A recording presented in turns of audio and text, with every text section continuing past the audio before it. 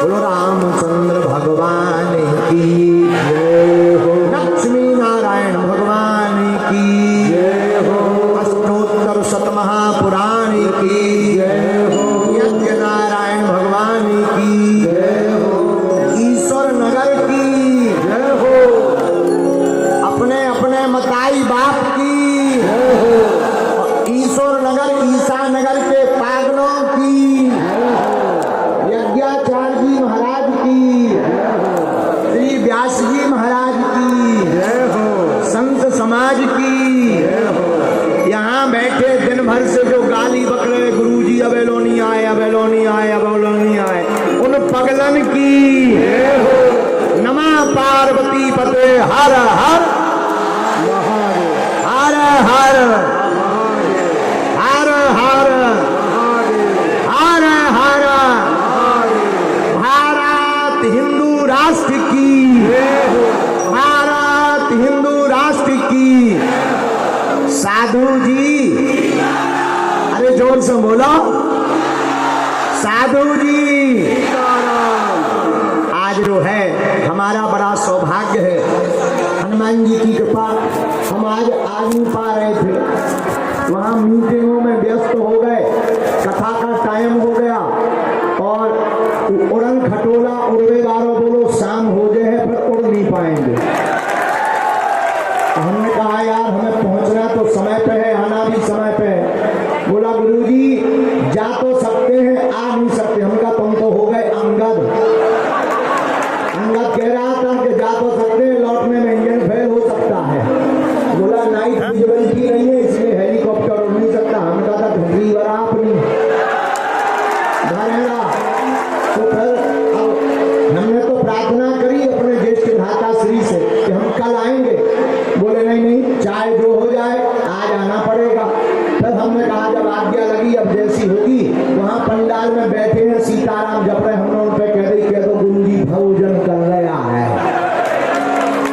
तो हम चले आए और आते ही हमें लक्ष्मी नारायण भगवान के दर्शन भय, अष्टोत्तर सत्तर विराजमान भूदेव आचार्यों के दर्शन भय। अब यहाँ कथा स्थल पर आकर के हमारे बड़े ही प्रिय लाडले, और पहली बार हम लोग भारतीय धरती पे नहीं मिले थे, पहली बार विदेश की धरती लंदन पर मिले थे। ऐसे कानपुर के बड़े ही अच्छे कथा व्यास बड़े सरल हैं और इनकी वाणी में बड़ा मिठास है और बड़े अच्छे विद्वान हैं, सहज भी हैं। ऐसे हमारे बड़े ही लाडले, अब अनुज कह दें जो भी कह दें मित्र कह दें, तो ऐसे हमारे प्रिय आचार्य जी महाराज जी के यहाँ दर्शन हमको हुए और आप सबके दर्शन हुए। हमारे बगल में हमारे ज्येष्ठ भ्राता श्री विराजमान हैं। आप सब जितने भी प्रियजन विराजमान हैं सबको सीताराम। जोर से बोलो। जितने भी लोग विराजमान हैं व्यास जी को प्रणाम, महाराज जी को जय जय, और आप सबको भी सिया राम मैं सब जग जानी करहु प्रणाम जोड़ी जुग पानी। साधु जी जोर से बोलो। अरे इतने मेरे थक गए का? सीताराम। ऐसे थोड़ी धर्म विरोधी भारत छोड़ के भागेंगे, जरा जोर से बोलो। और सुनाओ क्या हाल है? बढ़िया है, हम भी ठीक ही हैं। हनुमान जी की इच्छा तो देखो ये नगर का सौभाग्य है, जिस नगर में यज्ञ नारायण भगवान विराजमान हो जाते, जहां पर श्रीमद् भागवत कथा गाई जाती है, वहां पर सभी तीर्थ चल करके स्वयं आते हैं। अच्छा गंगा जी स्नान करने जाओ, पैसा लगेगा, समय लगेगा, और गंगा जी में गए, स्नान कर पाए ना कर पाए, पांव फिसल गए, डूब गए तो बिल्कुल ही स्नान हो गए। लेकिन अगर आपको स्नान करना ही है तो एक है गंगा जी जो भगीरथी गंगा है, लेकिन हम लोग जहां बैठे ये है कथा गंगा, ये भी गंगा है। अच्छा लेकिन एक बात और याद रखना, जिन्हें जनता चुनती है, वोट देती है, जिसे ज्यादा वोट मिलते हैं वो संसद में बैठते हैं। जिन्हें जनता चुनती वो संसद में बैठते, लेकिन जिन्हें परमात्मा चुनते वो कथा में बैठते हैं। बोलो सीताराम। ये हमारा आप सबका सौभाग्य है। अब देखो, ईसा नगर को ईश्वर नगर होना चाहिए। इस नगर का नाम ईश्वर नगर होना चाहिए। धन्य है ये नगर, ईश्वर नगर इसलिए है कि यहाँ पर लगातार 11 साल से सतचंडी महायज्ञ चल रही, लक्ष्मी नारायण भगवान भी हैं और इस वर्ष तो अष्टोत्तर शत महायज्ञ भी हो रही है। इसलिए इस नगर को अब ईसा नगर नहीं, ईश्वर ये हली उल्लाह वालों के नाम अच्छे नहीं लगते हैं, इनकी तो ठटरी बारनी चाहिए। नगर का नाम होना चाहिए ईश्वर नगर। और हम भी कल परसों में जब अब हमारा यज्ञ हो जाए, यहाँ के 2-4 लोग आएंगे गांव के इस नगर के, हम उनको कह करके हम भी माननीय कलेक्टर महोदय से निवेदन करेंगे तो इस गांव का नाम ऊपर पहुंचवा करके ईसा नगर से ईश्वर नगर किया जाए। अच्छा पूछो, ईश्वर नगर क्यों रखवा रहे हो? पूछो पूछो। धर्म विरोधी ताकि यहाँ अपना मकान न बना पाए। क्योंकि उनसे कोई पूछेगा किस नगर के हो तो वो कहेंगे ईश्वर नगर है, तो उनकी तो घर बात की वैसे ही हो गई। जिनका घर ईश्वर नगर में हो जाएगा उनकी तो घर बात की हो ही गई। तो जितने धर्म विरोधी में पहले ही डेरा उठा लेंगे, यहाँ रहना ही बेकार है, ईश्वर नगर में रहेगा कौन? ईश्वर नगर में रहेंगे राम जी के पागल। किसके पागल? तो मेरे पागलों, हम कथा सुनाने नहीं आए, कथा तो हमारे आचार्य श्री शिवाकांत जी महाराज जी सुना रहे हैं बड़ी मधुरमयी वाणी से। हम तो तुम्हें जगाने आए हैं। देखो, यज्ञ नारायण भगवान यहाँ विराजमान हुए, कथा विराजमान हुई, सब संत विराजमान हुए। संत बड़े परमार्थी, भेष धरे अवधूत, राम नाम को गोला फेंके भाग जाए सब भूत। ये हनुमान जी की कृपा है। लेकिन मेरे पागलों और ईसा नगर के प्रियजनों, आप दिन भर से इंतजार में बैठे, हम आपकी आशाओं को समझ सकते हैं, आपकी जिज्ञासाओं को समझ सकते हैं, आपकी भावनाओं को समझ सकते हैं। लेकिन याद रखना, प्रतीक्षा का परिणाम मीठा होता है। सबरी ने प्रतीक्षा की थी, राम घर आए थे। और भारत के सनातनियों ने प्रतीक्षा की, अयोध्या में आ गए। अभी इंतजार जारी है, त्रेता युग आ गया, द्वापर की तैयारी है। अभी इंतजार जारी है, त्रेता युग आ गया, द्वापर की तैयारी है। पहले हम कहते थे राम लला हम आएंगे, मंदिर वहीं, अब बन गया। अब तो ऐसा कहने लगे कृष्ण लला हम आएंगे, माखन मिश्री खिलाएंगे। बोला सीताराम। जोर से बोला नागेश्वर धाम की, सन्यासी बाबा की, यज्ञ नारायण भगवान की, संत भगवान की, गुरुदेव ब्राह्मणों की। तो समय तो कम है, क्या बताएं, हमारा भी बुढ़ापे को शरीर है, बड़ों पे तो डाले गए। ईश्वर नगर के लोग भी कम खतरनाक नहीं है। यहाँ के लोग भी हमें आज पता चलो यहाँ भी बहुत पागल हैं। हम जानते हैं इतने पागल हैं, हम और पहले आ जाते। अब हमें पता चल गया यहाँ भी कम पागल नहीं है। इन युवाओं का जोश देखकर, आप लोगों की प्रतीक्षा और चेहरे की मुस्कुराहट देखकर हमें ऐसा लग रहा भारत हिंदू राष्ट्र बनने जा रहा है। और इसमें कोई संदेह नहीं, डरना नहीं है। अब वो डरने का समय निकल गया। लोग हमसे कहते तुम्हें डर नहीं लगता? हमने कहा ठटरी के बड़े, हमने बोलते बात के डर आते डरते वो है जिन्हें बार बार मरना हो। मुझे को मरना हमें बार बार है नहीं, एक बार बचना नहीं, तो डरना क्या है? इसलिए मस्तराम मुर्दों से बोले हमको कुछ बतलाओगे? मुर्दों में से एक मुर्दा बोला मर जाओ सो पाओगे। इसलिए हमारे प्रियजनों, आज सौभाग्य जागा ईसा नगर का।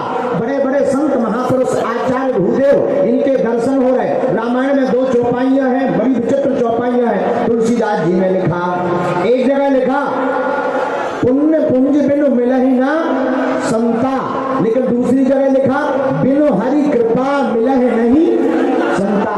तो तुलसीदास जी से किसी ने पूछा कि हमें संत मिल गए, अब हम निर्णय कैसे करें, पुण्यों से मिले या भगवान की कृपा से? तो बड़ा अच्छा जवाब दिया तुलसीदास जी ने। पता है क्या जवाब दिया? तुलसीदास जी बोले भैया तुम चलकर संत के पास जाओ तो समझना पुण्य उदय हुए हैं, तो संत चलकर तुम्हारे नगर में आवे तो समझना भगवान की कृपा हुई है।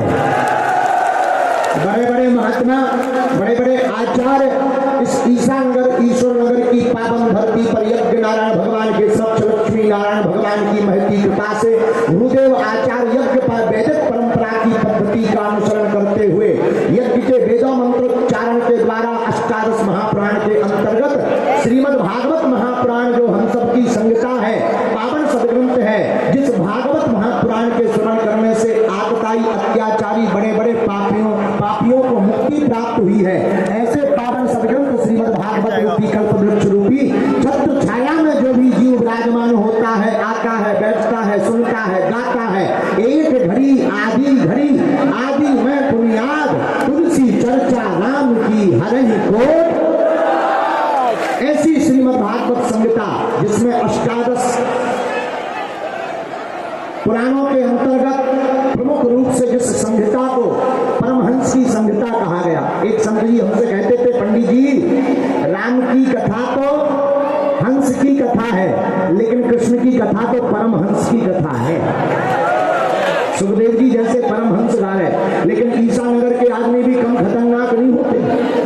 पूर्व जन्म में हम ईसानगर में अपने चेला चंगीलाल से मिले।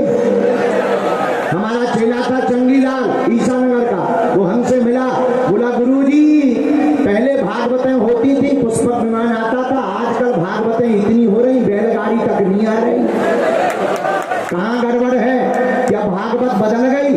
हमने कहा पगला, भागवत नहीं बदली, भागवत तो वही है, बस सुखदेव जी जैसा वक्ता चाहिए, परीक्षित जी जैसा श्रोता चाहिए, आज भी पुष्पक विमान आ सकता है। बोलो सीताराम, बागेश्वर धाम की। इसलिए हम सबका सौभाग्य, कथा के अंतर्गत हमें पता लगा महाराज जी 2 ही बजे बैठ गए थे, आज जल्दी बैठ गए थे, अब पीछे से उनकी करियाई जवाब देने लगी हुई है, इसलिए उन्हें ज्यादा ना बैठाएं, जल्दी बुढ़ापा आ जाएगा, हमारा तो ऐसो के आई चुको। अब उन्हें जल्दी फ्री कर दें कि आप चाय पानी पियो, नहीं तो घर यहाँ बादाम को हलवा लगे, तो उन्हें फ्री कर दें, आप लोग यहाँ भी फ्री कर दें। कछु जने तो यार पर्चा के चक्कर में, तो बाबा आएगा पर्चा बनाएगा, हमारे बाप का नाम बताएगा, लेकिन हम तुमसे ज्यादा बदमाश निकले। तो आए पर्चा के चक्कर में हमने भागवत भगवान की चर्चा पकड़ा दी। क्यों? पर्चा से 2-4-10 लोगों का कल्याण होना है, हनुमान जी की चर्चा से तो सबका कल्याण होना है। और आपको बता दें, आए हम है ही है, 2 काम है, पूछो क्या? एक बात बताओ, तुम्हें एक समस्या का समाधान चाहिए या प्रत्येक का? अच्छा, प्रत्येक का किस किस को चाहिए? हाथ उठाओ, हाथ नीचे कर लो, काम आएंगे। हमारी 3 शर्तें मानोगे? पहली शर्त, आज से हमारे चक्कर में ना पड़िए। हम जिनके बल पर धर्म विरोधियों को ललकारते हैं, जिनके बल पर हम धर्म विरोधियों की झटरी बांटते हैं, जिनके बल पर मानव जीवन की दैहिक भौतिक समस्याओं का समाधान दे देते, ऐसे बागेश्वर बालाजी और सन्यासी बाबा के चक्कर में पड़ना। अच्छा, दूसरी शर्त सुनो, पूछो क्या है?